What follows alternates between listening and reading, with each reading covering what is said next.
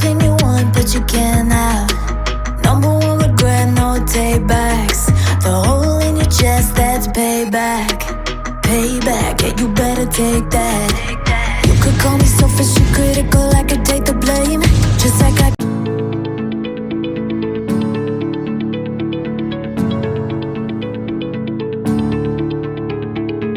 Let the journey of victory over polio continue with just 2 drops of life. Why do we always say 2 drops of life? Because that is the dose of oral polio vaccine. So welcome all. We are talking about the National Polio Surveillance Project.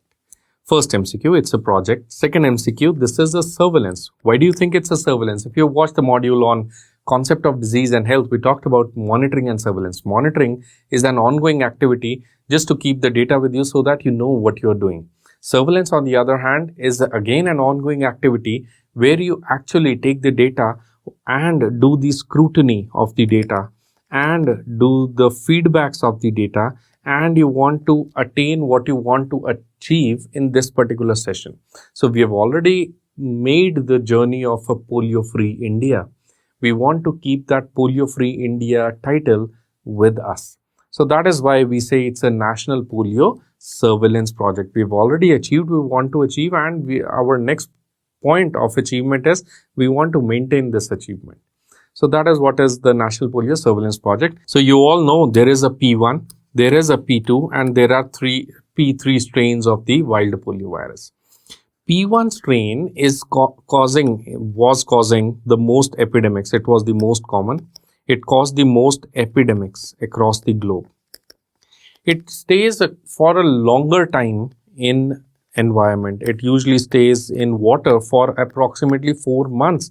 It can stay in feces for 6 to 8 months. So it can stay in the environment for a longer time.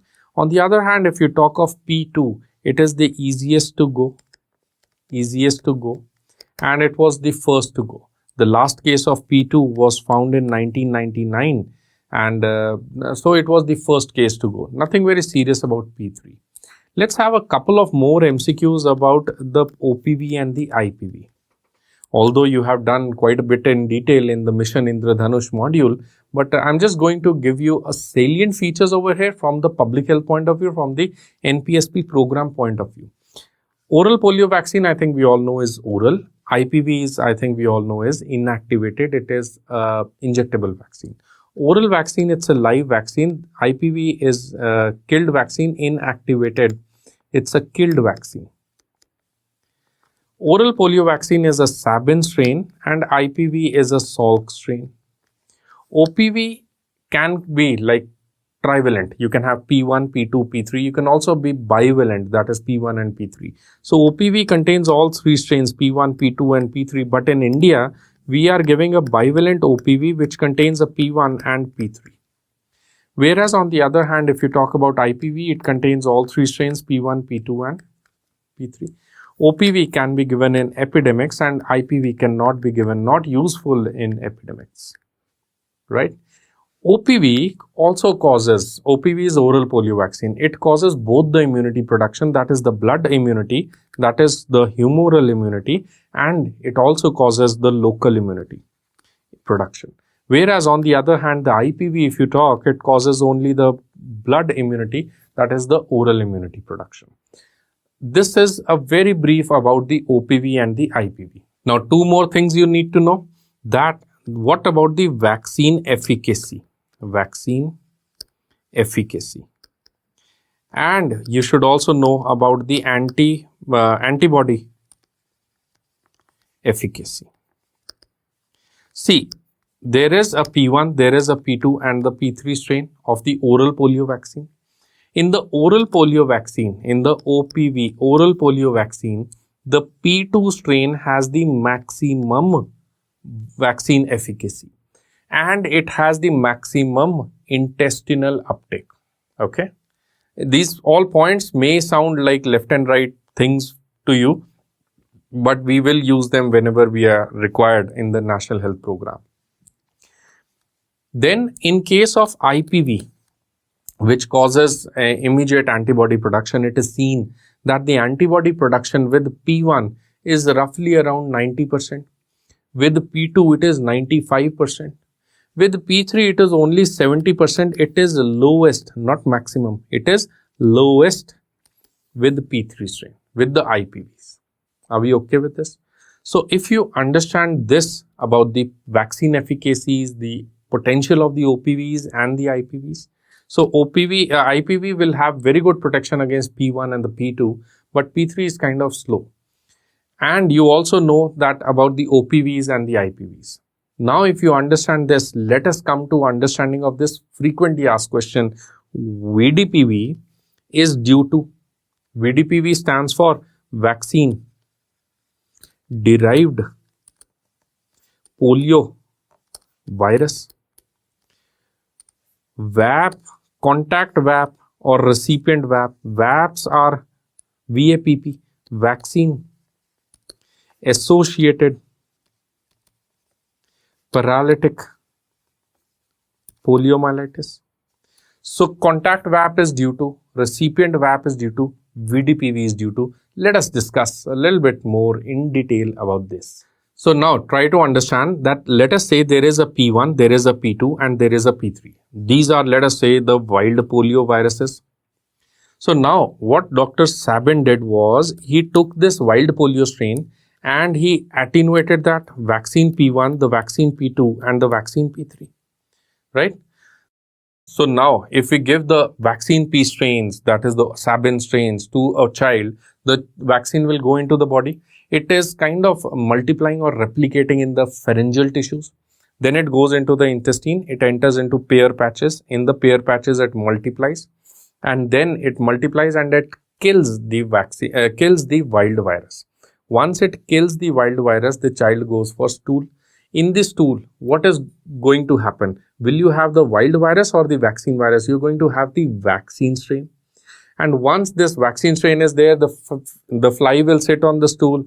The fly will fly and go to another child. The child will have mechanical transfer, again taking vaccine. So this phenomena of feces, flies, food, feces. And in the feces, what are you transferring? You are transferring a vaccine strain. That is the concept of giving the herd immunity. I hope you all know that what is herd immunity. That with herd immunity, you have a group of population to whom you have immunized. So these population will be immunized, and the other half, other whatever number, not half, other percentage of population will be automatically immunized because they are going to shed the viruses in the stool. That is what is the concept of herd immunity. If you understand this, now let us come back. Somewhere in 1992, we started with the supplementary immunization activities. SIA is the supplementary immunization activities. So we started giving pulse polio immunization. Pulse polio. Everybody in the whole country will get polio on a particular day. We had national immunization days, we had supplementary immunization activities, pulse polio immunization. Everybody gets P1, P2, P3, P1, P2, P3. So P1, P2, P3, they all go into the child goes into, like, child gives stool gets the P1, P2, P3, goes to another child. So that whole circulation started happening. Are we clear? So now, don't you think that because something is replicating, P1 is replicating, P2 is replicating, P3 is replicating, all will be replicating. Their maximum vaccine efficacy is because of which vaccine? It is due to the P2 strain of the Sabin vaccine. So we were giving a lot of Sabin vaccine. Don't you think that all will be having that circulation? Feces, flies, food, feces, flies, food, feces, flies, food. But P2 will have the highest chance. And because it circulates a lot, there may be, I'm not saying there is, but there may be, potentially, theoretically, there can be a chance where you unfortunately may develop some mutation because it's replicating a lot. And because this mutation can be of many types now. Now this mutation can be of many types. I'm going to discuss one type right now. We will discuss other types later on. So now this mutation can be a mutation which is stable, and may cause paralysis of the child and may replicate and sustain, replicate and sustain in the environment. That is such a poor and unfavorable, and we hate this thing. This mutation is going to replicate and sustain in the child, so in the environment, so that this new strain, mark my words, this a new strain of the virus which was derived from the Sabin strain of virus is going to stay. And for this strain, new strain, you don't have a Sabin vaccine. You will take another 200 years to build a Sabin vaccine for a strain which we only made. Are you understanding this? This type of strain is called as a vaccine derived polio virus. Are you getting this? This is known as vaccine derived polio virus. So a small point to note over here is that the vaccine derived polio viruses can be of many types. We can have something called as the IVDPVs. We can have something called as IVDPVs. We can have VDPVs, we can have RVDPV. You don't need to go into detail, but the point is you should know there is a CVDPV. There is a CVDPV. That is bad. What do you mean by CVDPV? Stands for circulating VDPV. So now this circulating VDPV is a headache now. I'm not saying it is a headache, it can be a headache, because currently we have very low levels of the VDPVs, but they may sustain in the environment and they may go to a bigger potential. So point number one you have understood is that there is a chance of mutation which is probably due to the strain which has the maximum vaccine efficacy, and this mutation would be a stable causing paralysis, replicate, sustain, and it is usually a headache if there is low levels of supplementary immunization activity, or there is low vaccine coverage. If the vaccine coverage is low, so simple understanding, no rocket science. If the vaccine coverage is low in the area, then some person will be unimmunized. So in case there is a VDPV, these are going to spread to the unimmunized. Now unimmunized, everybody is going to circulate that VDPV only. The other immunized people, in them, if there is a stable Sabin vaccine, it is going to overpower this mutated vaccine. That's what is the natural selection law. But in unimmunized child where they don't have the Sabin vaccine, in them the circulating is going to stay, so that becomes a headache. But anyways, not going to that programmatic stuff for you, because at your level you just need to understand what is a VDPV in depth, in detail, because couple of MCQs can be asked to you. In clinics, people can ask you about the clinical patient. In public health, in PSM, in community medicine, this is our clinic for us. So these are the questions that will be expected, at least, that what's the reason of VDPVs and so on. Let's go over to the next topic. We'll talk about VAP now. Next is, let us talk about what are the VAPs. VAPs. So you already know there is a P1, there is a P2, and there is a P3. Let us call these are the wild polio viruses. Based on this, you know that there is a Sabin strain. We have a vaccine P1, we have a vaccine P2 and the vaccine P3. I know that P2 is not given, but just for understanding purpose, let us say that there are the wild viruses and you have the attenuated form or the weak form of the viruses. So you already know that we are giving OPV since long time and they are circulating in the public, in the community, feces flies food mechanism. There are chances that there could be mutations. You already have done this. Sometimes these mutations may be strong and they may be decent enough that they stabilize, and they may form a vaccine derived polio viruses. We see them maximum with the P2 strain. That's what you've done. There sometimes maybe we can, like some books, some authors will categorize this into a mutation also, but I personally would not put them under mutation head. There will be some genetic modification. Of course, that is what is mutation. There is some genetic modification of the Sabin strain. There might be some genetic modification of the Sabin strain. Of course, technically speaking, that is what is mutation. But I am saying that these mutations are very small, subtle mutations. These are very small, subtle mutations. So sometimes these subtle mutations can happen. Now, in case this genetically modified strain, mark the words that I am saying, in case this genetically modified strain from the Sabin strain, from the Sabin vaccine is there, it may cause disease, it may not cause disease. It may cause disease, it may not cause disease. Now, in case some children, it depends on the immune response. So there is a genetically modified strain of the OPV which is coming to this child, and because of some aberrant immune reactions, this child may precipitate with paralysis.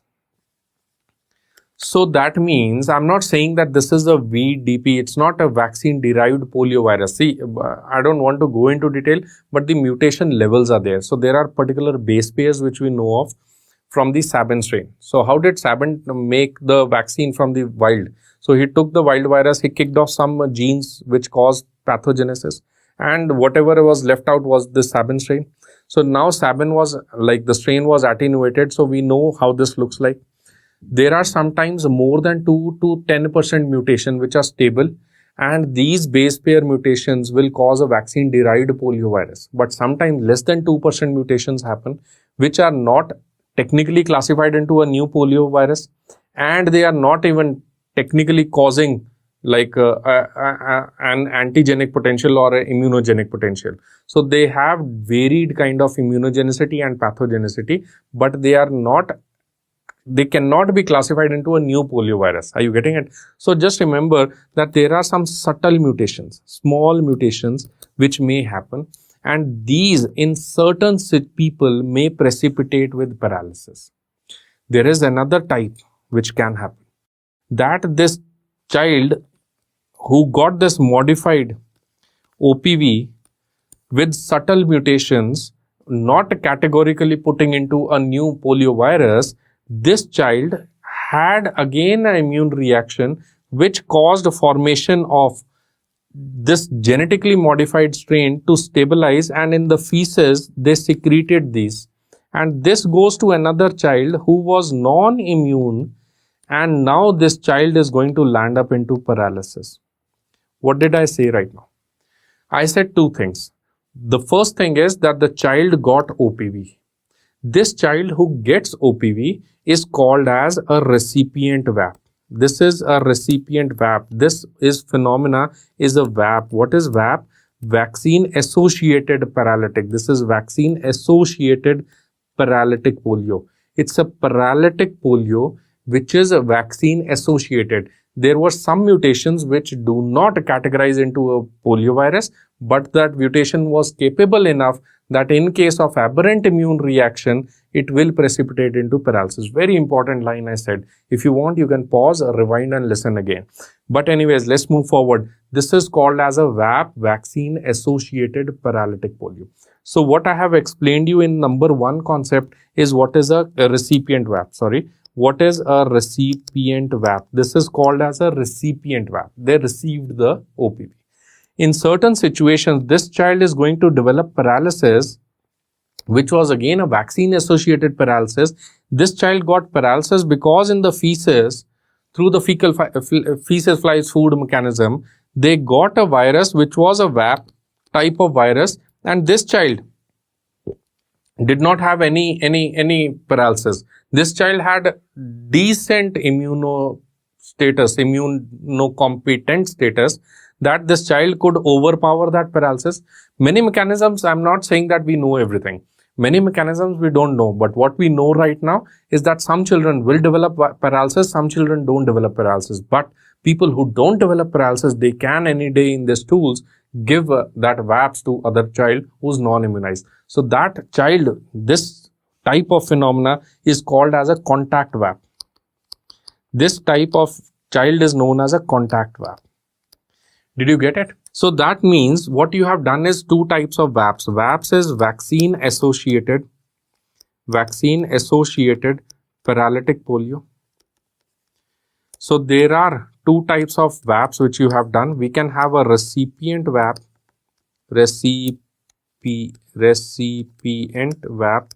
or we can have a contact VAP. Recipient VAP is genetically modified strain causing paralysis in a child who received OPV within 4 to 40 days of getting acute flaccid paralysis. This is known as a recipient VAP. That is called as a recipient VAP. Paralysis in a child who received a single dose OPV or whatever number doses OPV in within 4 to 40 days of getting a acute flaccid paralysis. AFP stands for acute flaccid paralysis. Okay, acute flaccid paralysis. Next is what is a contact VAP.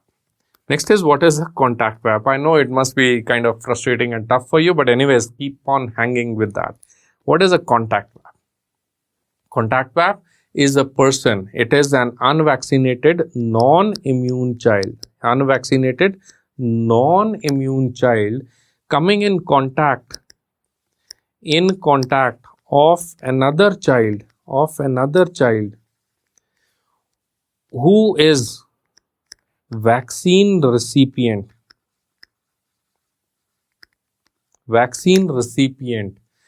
who excreted, just in brackets I am writing so that you remember, who excreted a mutated virus or a genetically modified virus. And this AFP should be, in this child, the AFP should develop within 4 to non-immune child in contact of any child who is vaccine recipient and develops acute flaccid paralysis within 4 to 75 days of receiving OPV. Mark the words, within 4 to 75 days of receiving OPV. So what did I say? So you can just remember and read this definition again. What did I say? I'm saying again, there is a child, his leg started getting AFP. So we will ask the child that, did you take OPV? He said, yes, I took OPV. Within how many days he should have taken? 4 to 40 days to classify this child as a recipient VAP. To classify this child as a recipient VAP. On the other hand, there is another child. This fellow's AFP happened. I asked this child, did you take OPV? He said, no, I did not take OPV. So very good if you did not take OPV. But do you know someone who took OPV? He said that, yes, my younger sister is there, my younger brother is there. She took OPV. So I said that she's there in the house only, right? So I said that, when did she take OPV? So she must have taken OPV at least 4 to 40 days. And this child must be in contact with this child within 4 to 40 days. So technically we say 7 to 75 days is the time period that from the OPV till the happening of the acute flaccid paralysis. This type of VAP is called as a contact VAP. This type of VAP is called as a contact VAP. Right? So just to summarize this whole story, please remember that contact VAPs are primarily in immunodeficient persons, and it is due to P2 strain. Mark the words, it is due to P2 strain, and it is more commonly due to immunodeficiency. Whereas the recipient VAPs, these are due to predominantly P3 strains.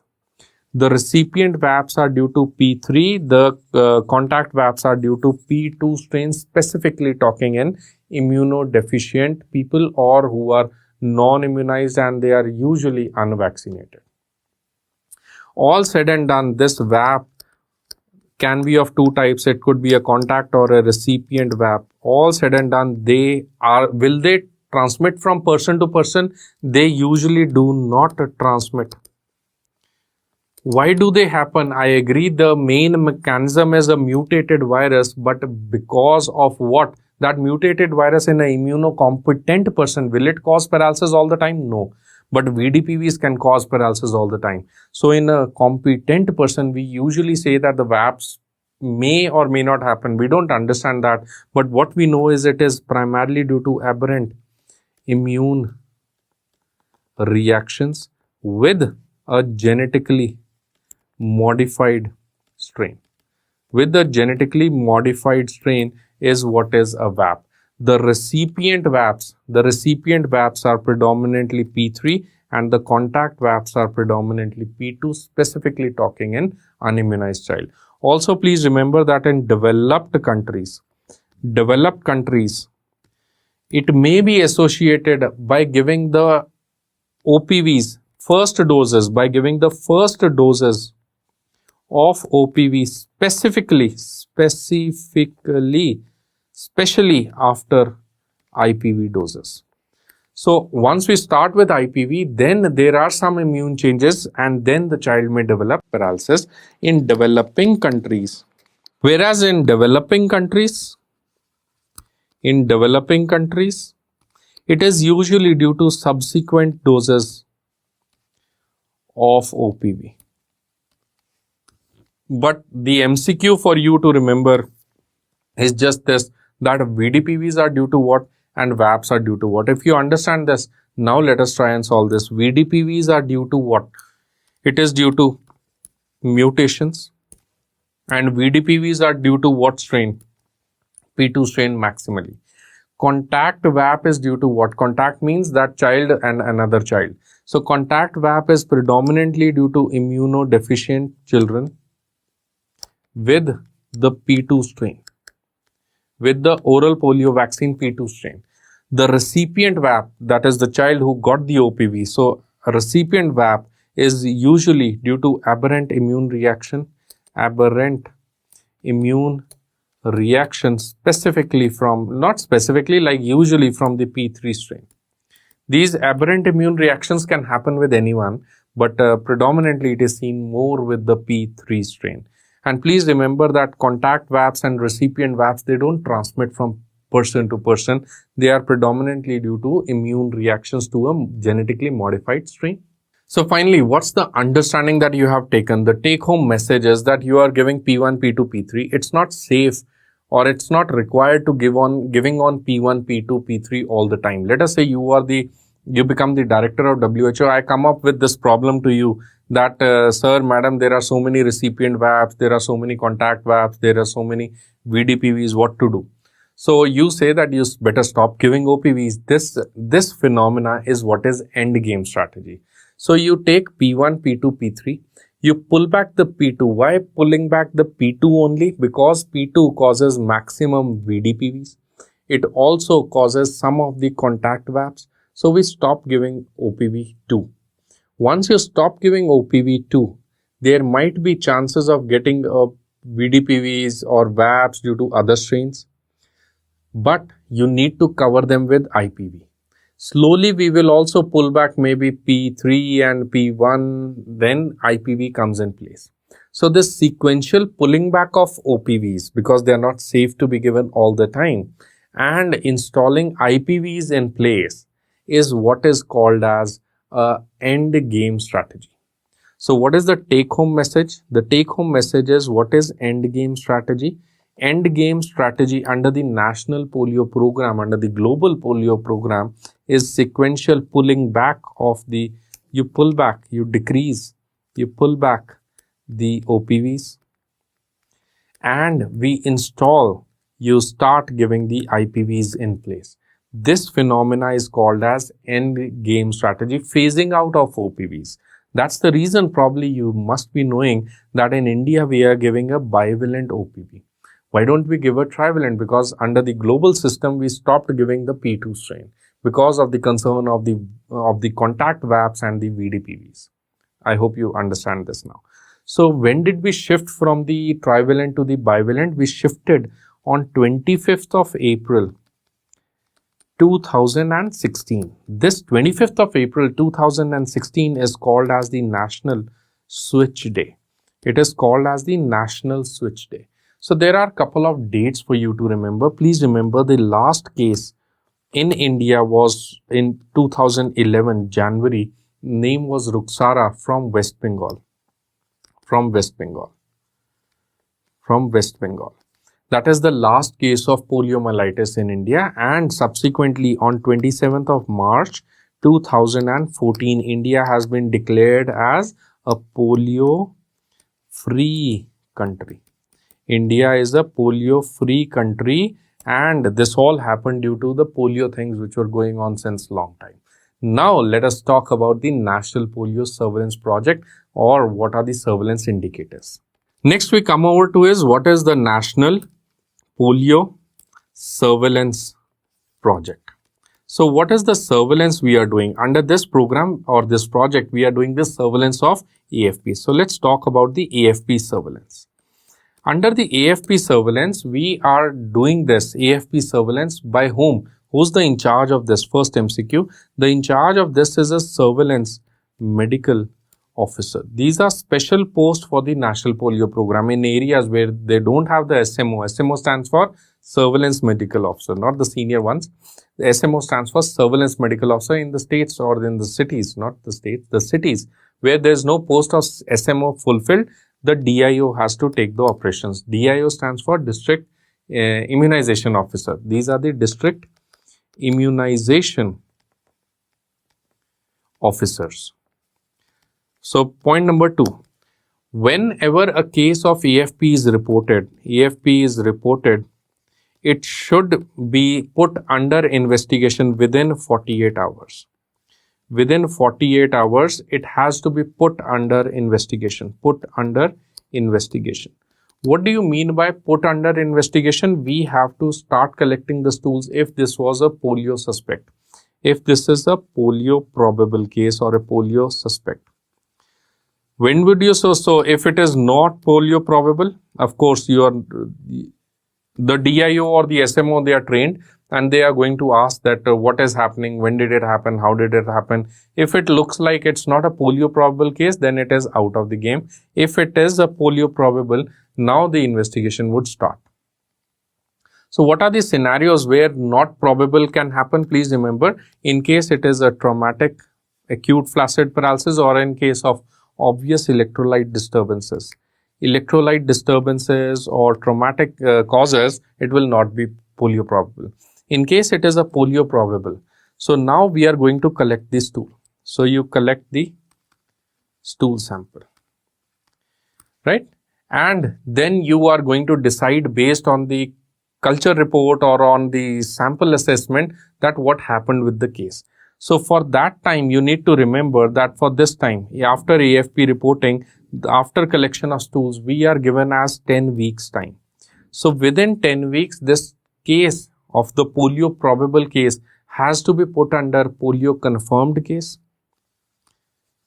or it should be a polio compatible case, or it should be classified as a VAP, or it should be classified as a polio discarded case. How will you classify as VAP? We already have discussed that VAPs could be contact VAP or recipient VAP. We will start our investigation with that. So no big deal. We are going to send the stool sample to the reference laboratories and we are going to assess for the presence of the OPVs or not there or contact VAP or whatever.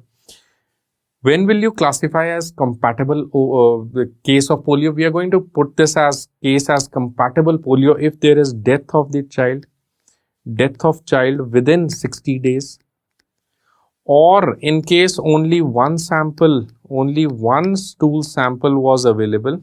Stool sample is available with residual paralysis on 60th day. In case of residual paralysis on 60th day, or in case of death of a child age less than within 60 days, in those cases we are going to classify this as compatible. How will you and when will you put it as a confirmed case? The confirmed case of a polio will be in case you isolate the virus in stool. So in all these cases, you are going to classify the child either polio confirmed or compatible or a VAP or a discarded polio. When will you say discarded polio? Of course, if the polio virus report is negative. Done. So what this DIO has actually done or the SMO has actually done, any case of AFP, they start their investigation within 48 hours. That means they start collecting the stools and then they send it to laboratory. So it will be polio confirmed or VAP or compatible or discarded or contact VAP, whatever it is, That is separate story. After that, you also check for residual paralysis. Check for residual paralysis. When will you check for residual paralysis? We will check for residual paralysis on day 60. So after 60 days of investigation, we are going to check for residual paralysis. In case residual paralysis is there, that is a good indication that this could be a poliomyelitis. And of course, if the virus report is positive, that means this is a poliomyelitis.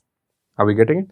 Even if the residual paralysis is not there and if the virus report is positive, even then the case would be called as a poliomyelitis case. But the importance of residual paralysis is very important in case we have a compatible polio, right? So for those cases, you need to check for the residual paralysis. Next MCQ they ask you is, what about the stool collection? We already talked about the stool sample should be sent.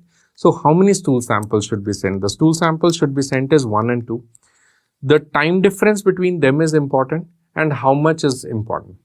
So the first stool sample should be collected within 48 hours of investigation. Within start of the investigation, 48 hours, the first stool sample should be collected. The second stool sample, it should be collected at least 24 hours apart from the first sample. That means you can't ask the child to sit again and give the stool sample after 1 hour. It won't work. So you ask the child for a stool sample today and you come back again for a stool sample. At least you come back tomorrow or day after, whenever you come back. But it should be at least 24 hours apart. And it should be within 14 days. So it should not be you coming back after 3 weeks, within 2 weeks and at least after 1 day. Next MCQ. Where will you send this stool sample? These stool samples are sent to reference laboratories.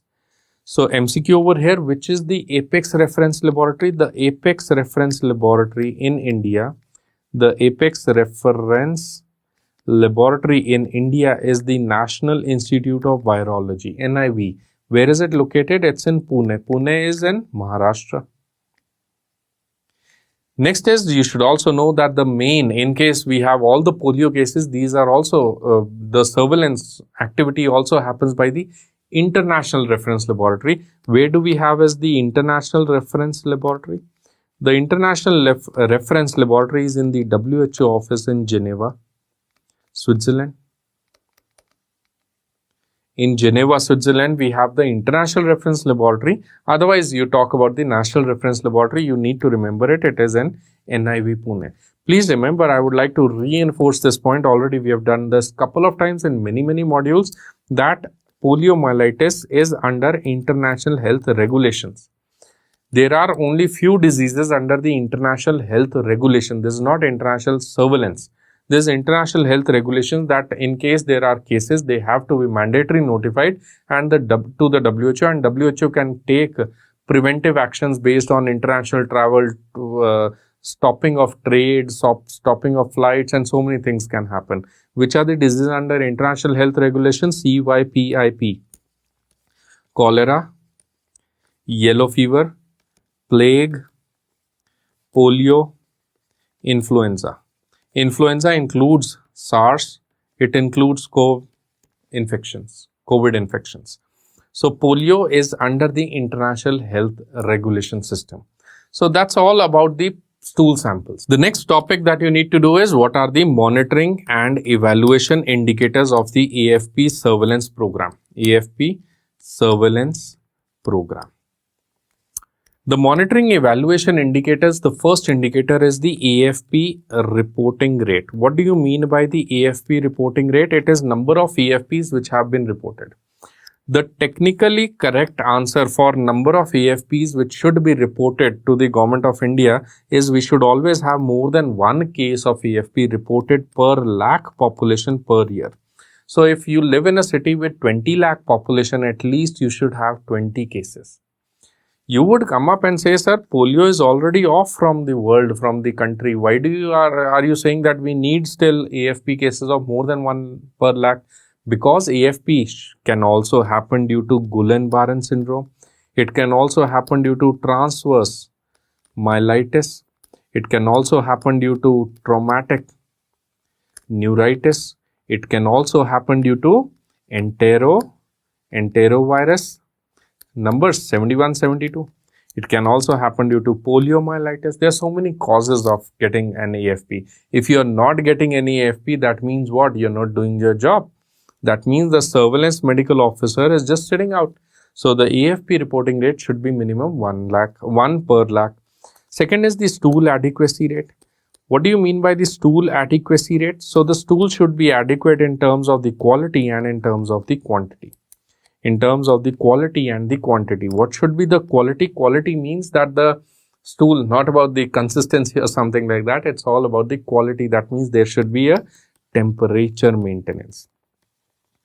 Temperature maintenance. How will you send the stool sample? It is through a reverse cold chain.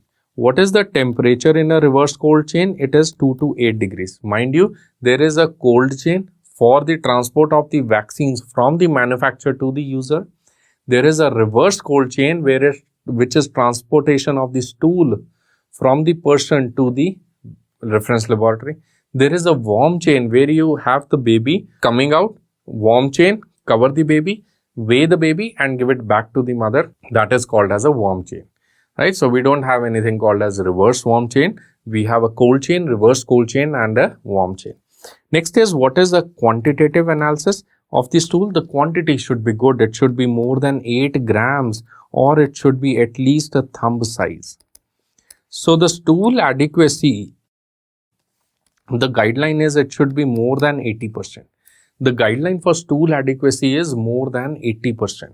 So AFP reporting rate is important. Stool adequacy rate is very important. Apart from that, the international surveillance is happening. International surveillance is happening where we take 4 to 6 sites across the country. These are geographical sites and we constantly check them for polio viruses. The strain of the polio viruses, are there CVDPVs, are there IVDPVs, is there VAPs, is there normal Sabin strains or what is happening, or the wild viruses. So the polio viruses are being monitored at 4 to 6 sites per country and the data is being regulated by the international polio agencies. We check the water, we check the drainage samples, water samples. These are environmental. This is called as environmental surveillance. This is called as environmental surveillance systems. So these are managed by the international agencies. So with that, we almost have covered this whole concept of acute flaccid paralysis surveillance. I would just like to tell you that currently in India, we are following the bivalent OPV. It is a pink color liquid and it has a vaccine vial monitor. We give it as 3 primary doses plus 2 booster doses of the oral polio vaccine. We also are giving the IPV. IPV is the injectable polio vaccine. We are giving it as fractional IPV, that is 2 doses, 6 and 14. We are not giving as intramuscular dose. 6 weeks and 14 weeks we are giving as intradermal dose, 0.1 ml in the right upper arm. So this is the schedule for poliomyelitis which we are following. If you talk about the international arena, we are very happy to announce that Africa, Nigeria has been declared as a polio-free country. So no more polio in Nigeria. We just have 2 countries, that is Pakistan and Afghanistan, which are still having a couple of cases from polio, but we are very optimistic that the government of Pakistan and Afghanistan would be doing good and polio would soon be a disease of history. Thank you so much for watching this module. See you next time.